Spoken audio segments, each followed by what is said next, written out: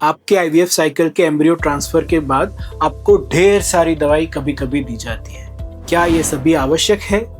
क्या इतनी ज़्यादा दवाई लेना सेफ है? क्या इसकी कोई साइड इफेक्ट है या नहीं? वो सब हम आज देखते हैं।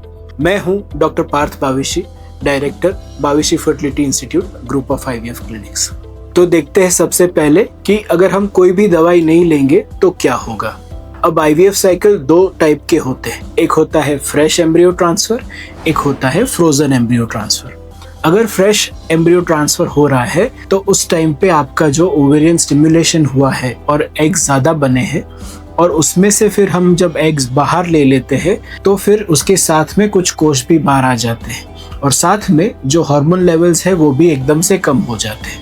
तो ये फास्ट हार्मोन डिस्टर्बेंसेस से यूट्रस को इफेक्ट होता है और एम्ब्रियो इम्प्लांट होने में डिफिकल्टी होता है। तो इसलिए आईवीएफ के दौरान जो नॉर्मल साइकिल में हार्मोन्स बनते हैं जैसे कि एस्ट्रोजन और प्रोजेस्टेरॉन, वो हमें सप्लीमेंट करने होते हैं। तो फ्रेश ट्रांसफर में विदाउट एनी ट्रीटमेंट और विथ ट्रीटमेंट के रिजल्ट्स में काफ़ी अंतर है। तो ये बात तो है कि हमें फ्रेश एम्ब्रियो ट्रांसफर में प्रेगनेंसी सपोर्ट या एम्ब्रियो ट्रांसफर के बाद मेडिसिन लेना आवश्यक होता है। दूसरा विकल्प है frozen embryo transfer. Frozen embryo transfer करने में अभी natural cycle frozen embryo transfer ज्यादा पॉपुलर हो रहा है कि जिसमें आपके नेचुरल ओव्यूलेशन के साथ टाइम करके हम एम्ब्रियो को ट्रांसफर करते हैं। ये सिचुएशन में हमें टेक्निकली दवाई लेने की जरूरत नहीं है। आफ्टर नॉर्मल ओव्यूलेशन नॉर्मल की तरह प्रेगनेंसी सस्टेन कर सकती है। इसमें दवाई लेना ऑप्शनल है। नेचुरल साइकिल में फ्रोजन एम्ब्रियो ट्रांसफर कुछ लिमिटेड पेशेंट में ही पॉसिबल होता है, जैसे कि अगर पेशेंट का मेंस्ट्रुअल पीरियड्स इरेगुलर हो या एएमएच लेवल बहुत कम हो तो नेचुरल साइकिल में फ्रोजन एम्ब्रियो ट्रांसफर पॉसिबल नहीं होता है। तो अगर मॉडिफाइड नेचुरल साइकिल या फिर प्रोग्राम्ड कि जिसमें सिर्फ मेडिसिन से हम फ्रोजन एम्ब्रियो ट्रांसफर कर रहे हैं, तो ऐसे में हमें प्रेगनेंसी सपोर्ट के लिए मेडिसिन लेना जरूरी हो जाता है, क्योंकि बॉडी में से कोई सपोर्ट नहीं आ रहा है बट प्रेगनेंसी सस्टेन करने के लिए एस्ट्रोजन और प्रोजेस्टेरॉन की रिक्वायरमेंट होती है। बट क्या यही दवाई है जो दी जाती है? नहीं, ऐसा नहीं है। कई बार कई डॉक्टर्स या कई क्लिनिक्स एम्ब्रियो ट्रांसफर के बाद बहुत सारी दवाई देते हैं। उसमें से कई सारी मेडिसिन ऐसी है कि जिसका कोई प्रूवन रोल नहीं है और कई सारी मेडिसिन ऐसी है कि जिसका प्रूवन रोल सिर्फ और सिर्फ वही पेशेंट्स में है कि जिसमें आईवीएफ रिपीटेडली फेल होता है या फिर कोई ब्लड क्लॉटिंग की या ऐसी एब्नॉर्मलिटी है। तो देखते हैं ऐसी कौन सी दवाई है जो हर पेशेंट में लेना जरूरी नहीं होती है। तो आईवीएफ में कॉमनली प्रिस्क्राइब मेडिसिन्स में ब्लड थिनर्स होते हैं कि जो खून पतला करते हैं। तो ऐसा इसलिए किया जाता है कि कई बार रिपीटेड मिसकैरेज में खून गाढ़ा होने का प्रॉब्लम होता है, जिसे टेक्निकली थ्रोम्बोफिलियाज कहते हैं।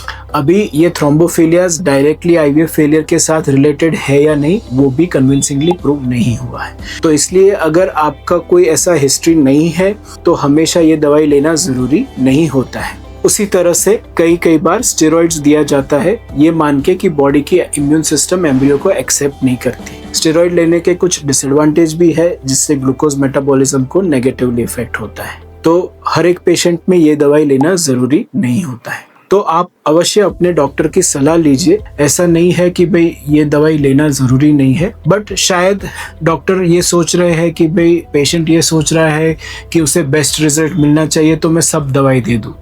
बट हमारे हिसाब से जितनी ज़रूरी है उतनी दवाई देने से ट्रीटमेंट भी इजी रहता है, रिजल्ट भी अच्छा मिलता है और दवाई की साइड इफेक्ट से हम बच सकते हैं। तो आप अपने डॉक्टर से ब्लड थिनर, स्टेरॉइड ऐसी दवाई के लिए डिस्कस कर सकते हैं कि मुझे रिजल्ट तो चाहिए बट ऐसी दवाई नहीं लेनी कि जिसकी कोई साइड इफेक्ट हो और मेरे लिए रिक्वायर्ड नहीं है। और एक चीज़ जो बहुत आपकी डे टू डे लाइफ को अफेक्ट करती है वो है पेनफुल इंजेक्शंस। कई बार पेशेंट्स ऐसे आते हैं कि मुझे आईवीएफ नहीं कराना है, वो बहुत ही पेनफुल है। आईवीएफ में यूज होने वाले हर एक इंजेक्शंस पेनफुल नहीं होते, कुछ ही पेनफुल इंजेक्शन है और उसमें सबसे ज्यादा पेनफुल होते हैं प्रोजेस्टेरॉन के ऑयल बेस्ड इंजेक्शंस। प्रोजेस्टेरॉन के ऑयल बेस्ड और एक्वियस वाटर बेस्ड दोनों इंजेक्शंस अवेलेबल है, पर ऑयल बेस्ड इंजेक्शन ज्यादा पेनफुल है जबकि वाटर बेस्ड इंजेक्शन थोड़ा ही पेनफुल है। तो ऑयल बेस्ड इंजेक्शन की रिक्वायरमेंट हर एक पेशेंट को है ऐसा नहीं है। कई बार ऐसा स्टडीज में देखा गया है कि ऑयल बेस्ड इंजेक्शंस कुछ पेशेंट्स में हेल्प करते हैं। तो